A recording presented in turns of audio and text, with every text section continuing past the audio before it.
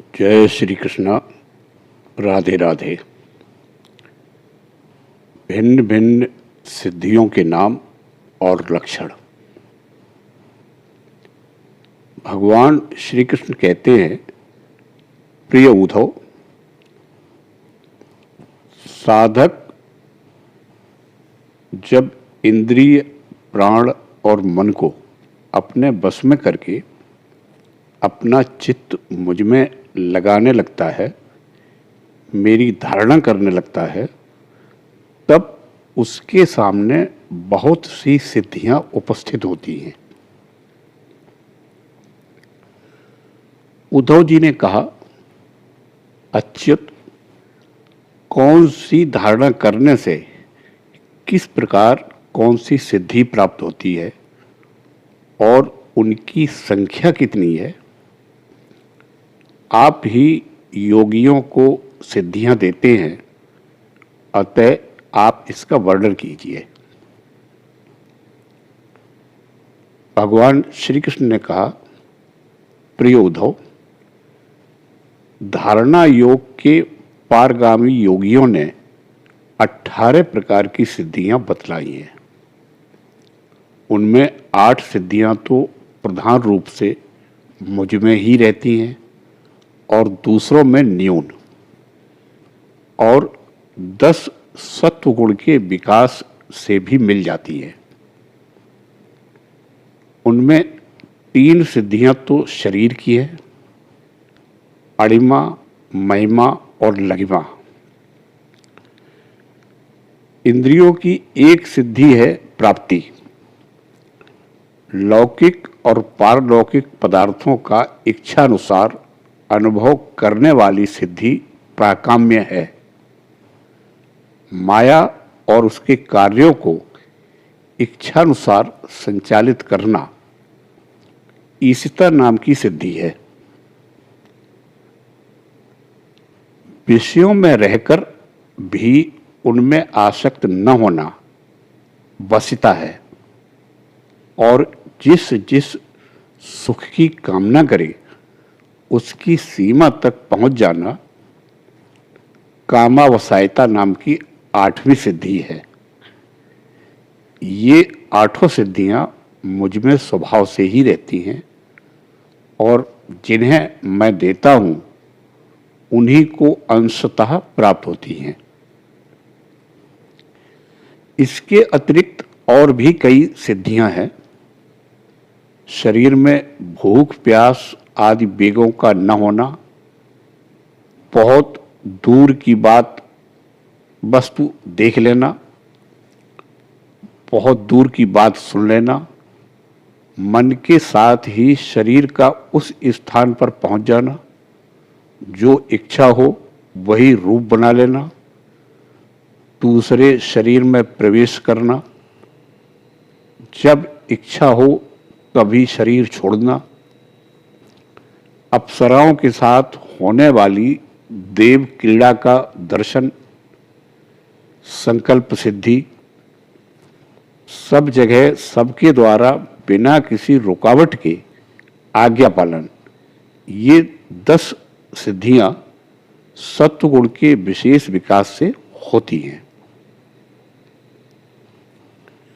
भूत, भविष्य और वर्तमान की बात जान लेना, शीत उष्ण, सुख दुख और राग द्वेष आदि द्वंद्वों के बस में न होना, दूसरों के मन आदि की बात जान लेना, अग्नि, सूर्य, जल, विष आदि की शक्ति को स्तंभित कर देना और किसी से भी पराजित न होना, ये 5 सिद्धियां भी योगियों को प्राप्त होती हैं।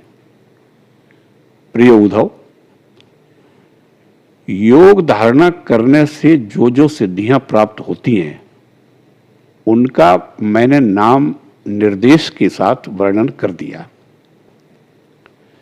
अब किस धारणा से कौन सी सिद्धि प्राप्त, कैसे प्राप्त होती है, यह बतलाता हूं, सुनो। प्रिय उद्धव, पंचभूत की सूक्ष्मतम मात्राएं मेरा ही शरीर है। जो साधक केवल मेरे उसी शरीर की उपासना करता है और अपने मन को तदाकार बनाकर उसी में लगा देता है, अर्थात मेरे तन्मात्रात्मक शरीर के अतिरिक्त और किसी भी वस्तु का चिंतन नहीं करता, उसे अणिमा नाम की सिद्धि अर्थात पत्थर की चट्टान आदि में भी प्रवेश करने की शक्ति प्राप्त हो जाती है।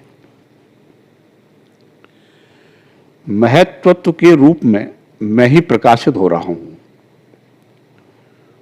और उस रूप में समस्त व्यावहारिक ज्ञान का केंद्र हूं। जो मेरे उस रूप में अपने मन को महत्त्वाकार करके तन्मय कर देता है, उसे महिमा नाम की सिद्धि प्राप्त होती है। और इसी प्रकार आकाशादि पंचभूतों में जो मेरे ही शरीर हैं, अलग अलग मन लगाने से उनकी महत्ता प्राप्त हो जाती है। यह भी महिमा सिद्धि की ही अंतर्गत है। जो योगी वायु आदि चार भूतों के परमाणुओं को मेरा ही रूप समझकर चित्त को तदाकार कर देता है, उसे लघिमा सिद्धि प्राप्त हो जाती है। उसे परमाणु रूप काल के समान सूक्ष्म वस्तु बनने का सामर्थ्य प्राप्त हो जाता है। जो सात्विक अहंकार को मेरा स्वरूप समझकर मेरे उसी रूप में चित्त की धारणा करता है, वह समस्त इंद्रियों का अधिष्ठाता हो जाता है। मेरा चिंतन करने वाला भक्त इस प्रकार प्राप्ति नाम की सिद्धि प्राप्त कर लेता है। जो पुरुष मुझ महत्त्वाभिमानी सूत्रात्मा में अपना चित्त स्थिर करता है, उसे मुझ अव्यक्त जन्मा सूत्रात्मा की प्राकाम्य नाम की सिद्धि प्राप्त होती है, जिससे इच्छानुसार सभी भोग प्राप्त होते हैं। जो त्रिगुणमयी माया के स्वामी मेरे बाल स्वरूप विश्वरूप की धारणा करता है, वह शरीरों और जीवों को अपने इच्छानुसार प्रेरित करने की सामर्थ्य प्राप्त कर लेता है। इस सिद्धि का नाम है ईशित्व।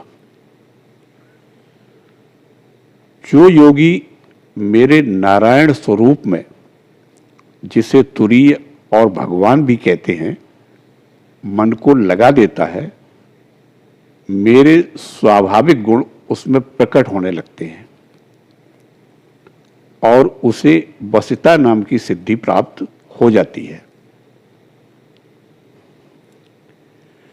निर्गुण ब्रह्म भी मैं ही हूं। जो अपना निर्मल मन मेरे इस ब्रह्म रूप में स्थित कर देता है, उसे परमानंद स्वरूपिणी कामावसायता नाम की सिद्धि प्राप्त होती है। इसके मिलने पर उसकी सारी कामनाएं पूर्ण हो जाती हैं। प्रिय उद्धव, मेरा वह रूप जो श्वेत दीप का स्वामी है, अत्यंत शुद्ध और धर्ममय है।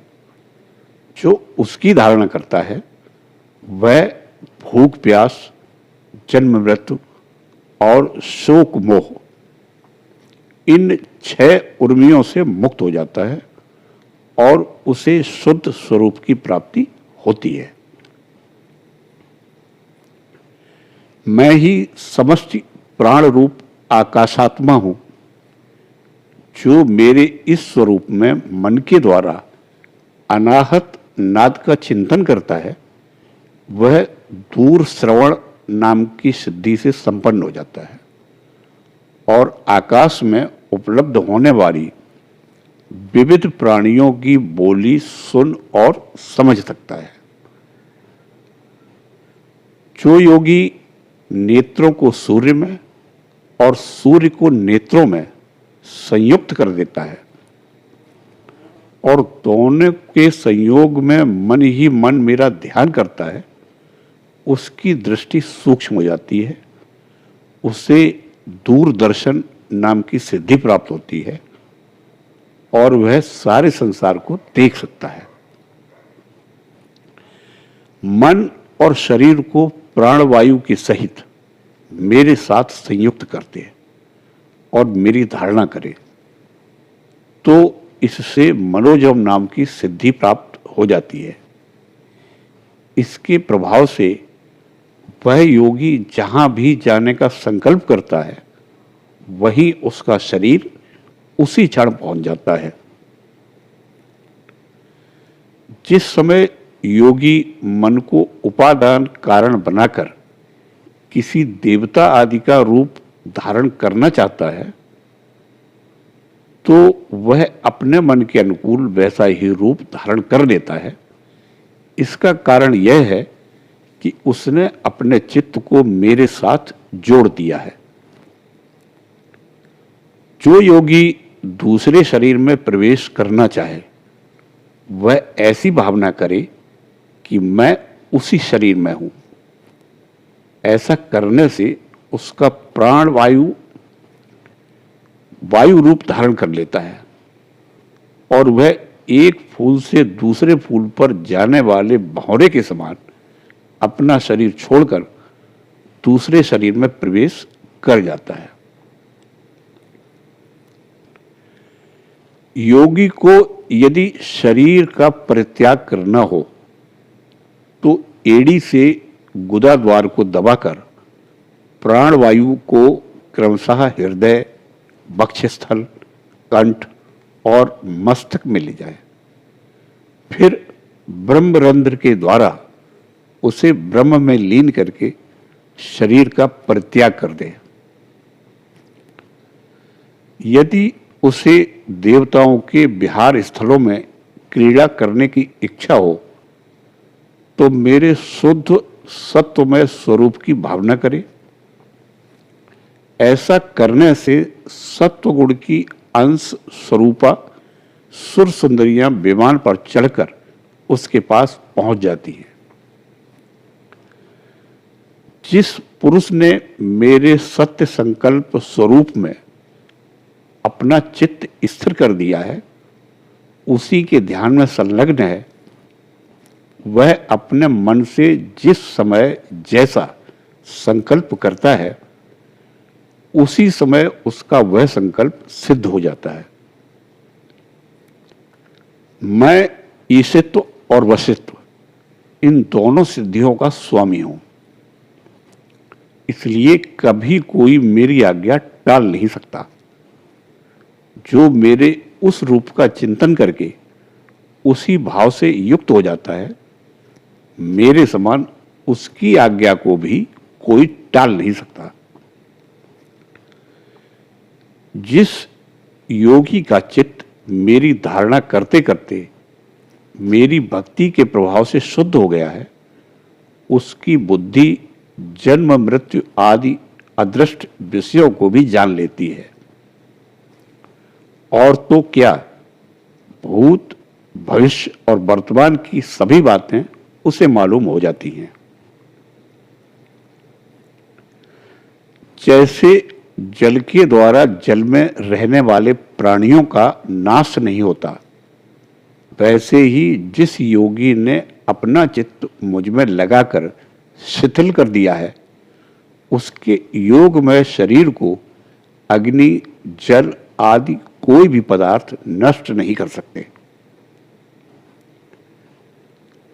जो पुरुष श्रीवत्स आदि चिन्ह और शंख, गदा, चक्र, पद्म आदि आयुधों से विभूषित तथा ध्वजा, छत्र, चमर आदि से संपन्न मेरे अवतारों का ध्यान करता है, वह अजेय हो जाता है।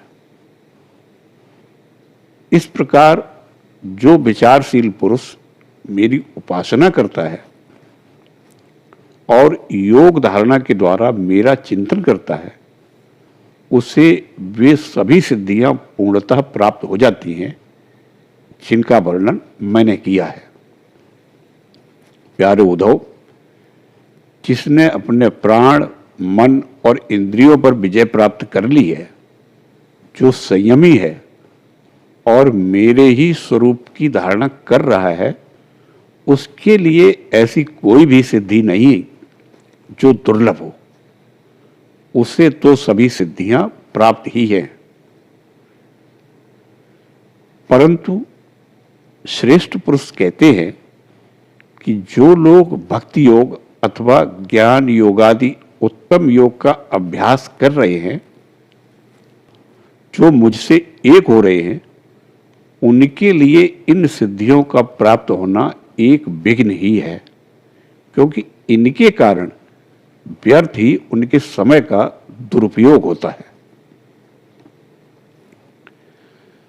जगत में जन्म, औषधि, तपस्या और मंत्रादि के द्वारा जितनी सिद्धियां प्राप्त होती हैं, वे सभी योग के द्वारा मिल जाती हैं।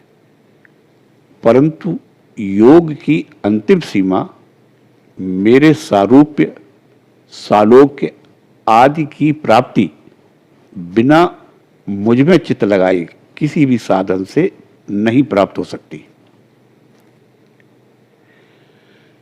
ब्रह्मवादियों ने बहुत से साधन बतलाए हैं, योग, सांख्य और धर्म आदि। उनका एवं समस्त सिद्धियों का एकमात्र मैं ही हेतु, स्वामी और प्रभु हूं। जैसे स्थूल पंचभूतों में बाहर भीतर सर्वत्र सूक्ष्म पंच महाभूत ही हैं, सूक्ष्म भूतों के अतिरिक्त स्थूल भूतों की कोई सत्ता ही नहीं है, वैसे ही मैं समस्त प्राणियों के भीतर दृष्टा रूप से और बाहर दृश्य रूप से स्थित हूं। मुझ में भीतर बाहर का भेद भी नहीं है, क्योंकि मैं निरावरण एक अद्वितीय आत्मा हूं। जय श्री कृष्ण। राधे राधे।